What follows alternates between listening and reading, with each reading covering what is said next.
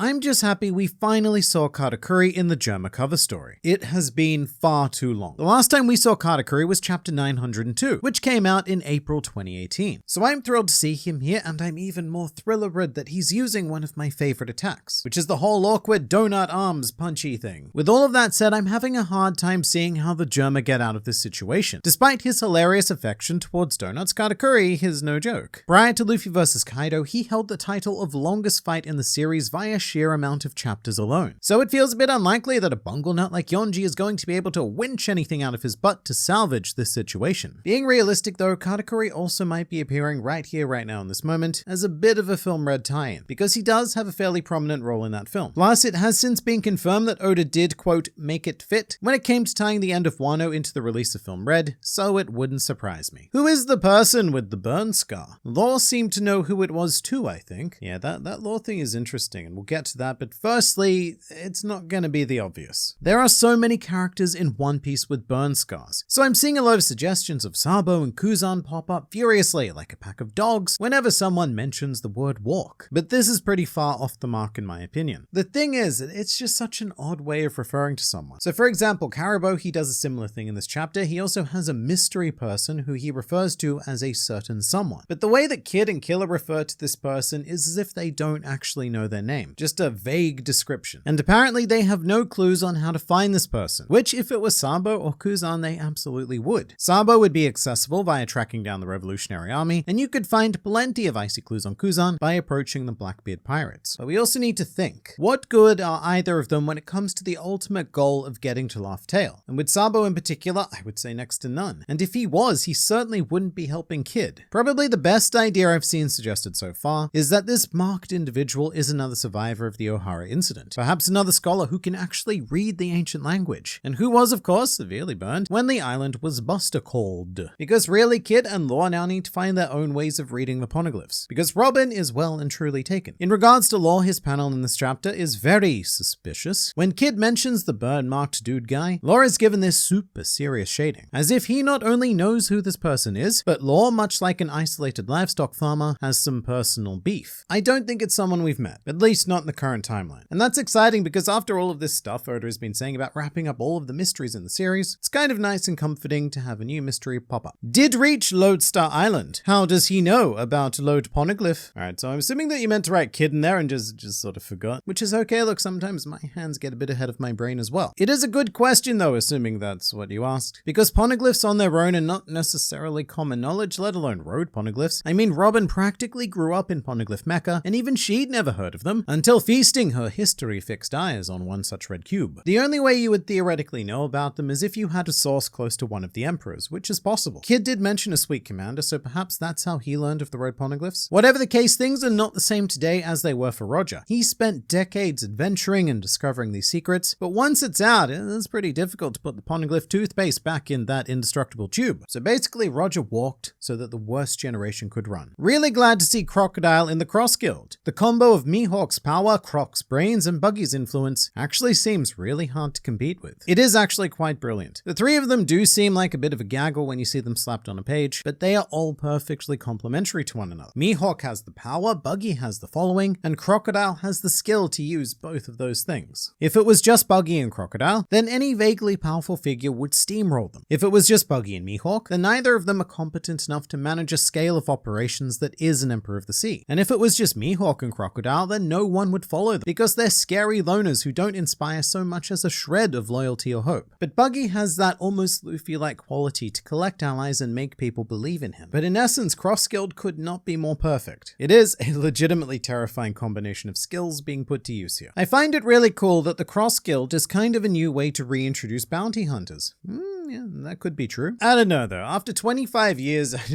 I think I've kind of lost hope that there will be any kind of story involving some sort of fierce career bounty hunter. It is the most criminally underutilized aspect of this series, because as excited as I always get to see new bounties, there is always that moment where I realize, yeah, it's kind of pointless, due to the fact that no one's really out there to claim them. But another option. For the first time in the series, pirates can now claim bounties. So even if we don't see a big wave of bounty hunters, this should exacerbate hostilities between pirates and marines. Because prior to this, pirates were the ones doing all the running. They had no impetus to engage with the world government, but now that there's a bit of coin to be made, then I'm sure they will be quite emboldened to do so. But what I really want to know is how much these bounties are. Like, what is the bounty of, say, Kizaru's head? Is it in the billions, or actually, could Buggy even afford to pay it if someone managed to claim it? Because he doesn't quite have world noble levels of wealth going on. It is such a great development though. And it makes me wish that something like this had happened earlier and we'd had this dual system competing all along. But I just love it. Is Mr. One Buggy's third commander? I mean, if we were going in terms of raw strength, then I guess it kind of has to be. Although, actually, no. That depends on whether or not Mihawk brought his monkeys with him. Because each and every one of them would absolutely outclass us Bones. What this has made me realize is that we have a bit of an Impel Down reunion happening here. Because this is not the first time that Buggy and Crocodile have formed an alliance, and both of them also have ex-Baroque Works members by their side. And I'm starting to feel more and more like Cross-Skilled was definitely Crocodile's idea. Mihawk doesn't seem like the type to suggest being within 100 kilometers of any person, and Buggy is, well, we all know he's quite special. Perhaps this is what Crocodile has been working towards over the last 2 years, masterminding his way into another global organization, approaching his old prison pal Buggy and his old battle buddy Mihawk, because Crocodile did actually briefly punch fight Mihawk during the Paramount War. So like all business endeavors, this is all about connections. I just really hope that we get at least one chapter of the crew chilling on the Sunny once we get off Wano. I want to see stuff like Frankie showing Jinbei the Sunny's features. I hope so as well, but I don't want to get those hopes up too much, because historically that really isn't the case. What tends to happen is that we get one chapter of the crew on the ship in between arcs, and then we are immediately at the next island. Between Dressrosa and Zoe, it was actually only half a chapter, and between Whole Cake Island and Wano, look, it was an almost one chapter. It was mostly. Things are a bit different this time around though, because we do have business to deal with. One item of which is Jinbei. He somehow still has yet to have had his official crew toasting. And I say somehow because Luffy said that he would prefer to do it after the raid, because he wanted to do it when he got to celebrate with everyone else. And then when everyone else got to celebrate, he did not do it. So Luffy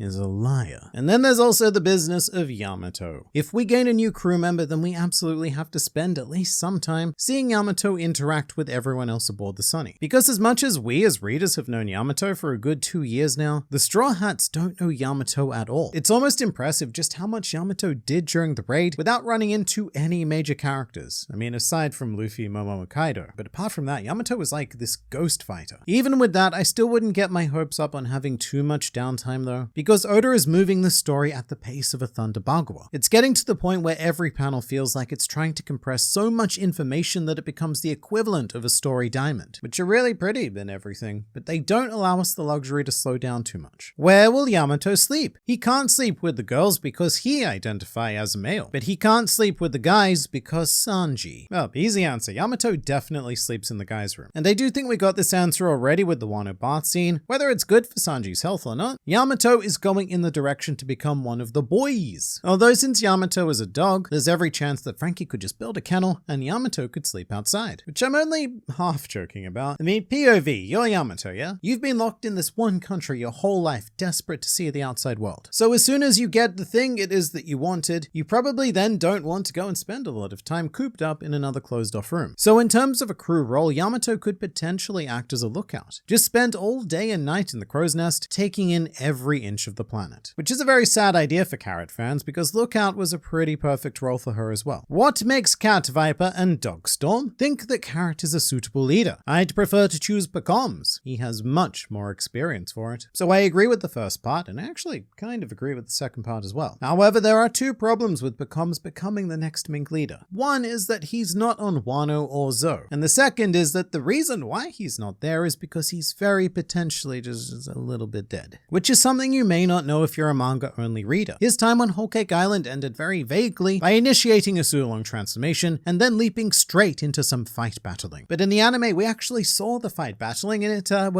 it did not end well for Pacoms. I mean, he ended up with so many skewers in him that he had the capital to start his own kebab restaurant. With the anime, I should say it's become a lot more difficult to know what to take as canon or not, because sometimes they do expand and add to the manga, but there's also a handful of occasions where what happens in the anime now directly contradicts the manga. And this could be another one of those situations. What I will say is that if Becomes is alive, then I think there's a great chance of seeing him in the Germa cover story. Was Gabaru from Karabo's cover story a member of the Revolutionary Army? If that's the case, Karabo reporting to Dragon could be a nice way of introducing the revolutionaries into the bigger picture. Yes, okay. Alright, so quick Gabaru recap. Gabaru is a dead revolutionary who looked exactly like Karabo, and Karabo very coincidentally ended up on Gabaru's island and even tried to impersonate him in front of Gabaru's elderly grandmother. Complications arose, ensued, and were not overcome, and so Karabo was taken to prison on Wano by Drake. With Gabaru though, the term Kakume is used to describe him, which is the same term used for the Revolutionary Army. Although he carries a different insignia than they do, so he's more than likely not related to them. And with the person that Karabo is referring to, look, I think it almost certainly needs to be someone that he knew prior to the return to Sabari Arc. Because in between then and now, Karabo has done nothing but been repeatedly imprisoned. Blackbeard feels potentially likely to me, which may actually explain why Karabo was interested in becoming a Straw Hat crew member. He may have been sent to infiltrate the crew by whoever this certain someone is. I read somewhere that Sphinx Island will be their next destination. Do we know what that Southeast Island is? So I don't know where you read that, but it's probably not true. And for those who don't know, Sphinx Island is Whitebeard's home, and it's actually not necessarily the most outrageous idea. I mean, if Marco wanted to lift home and the Straw Hats were conveniently heading that way anyway, then this could be a good vehicle to bring Edward Weevil into the story, finally, because his whole goal was to track down Luffy to attain information about Marco. So maybe those threads are starting to come together, but I don't know. What I do know is that we have another video for you, which is also about the glorious One Piece, so I look forward to seeing you there.